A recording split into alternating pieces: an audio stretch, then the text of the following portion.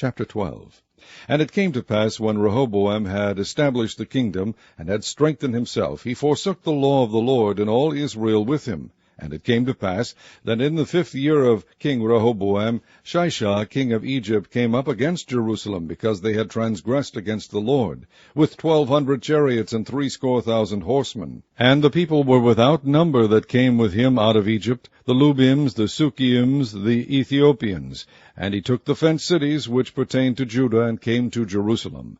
Then came Shemaiah the prophet to Rehoboam, and to the princes of Judah that were gathered together to Jerusalem because of Shishak, and said unto them, Thus saith the Lord, Ye have forsaken me, and therefore have I also left you in the hand of Shishak.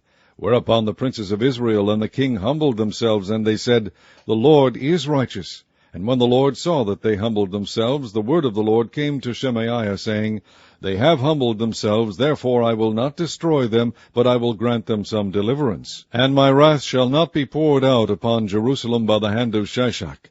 Nevertheless they shall be his servants, that they may know my service, and the service of the kingdoms of the countries. So Shishak king of Egypt came up against Jerusalem, and took away the treasures of the house of the Lord, and the treasures of the king's house. He took all. He carried away also the shields of gold which Solomon had made.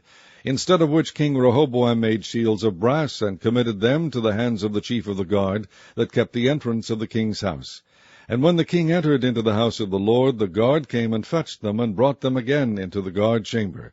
And when he humbled himself, the wrath of the Lord turned from him, that he would not destroy him altogether. And also in Judah things went well. So King Rehoboam strengthened himself in Jerusalem, and reigned. For Rehoboam was 41 years old when he began to reign, and he reigned 17 years in Jerusalem, the city which the Lord had chosen out of all the tribes of Israel, to put his name there.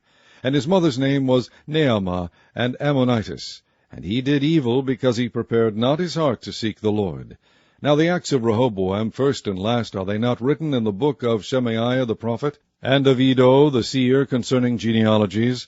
And there were wars between Rehoboam and Jeroboam continually. And Rehoboam slept with his fathers, and was buried in the city of David, and Abijah his son reigned in his stead.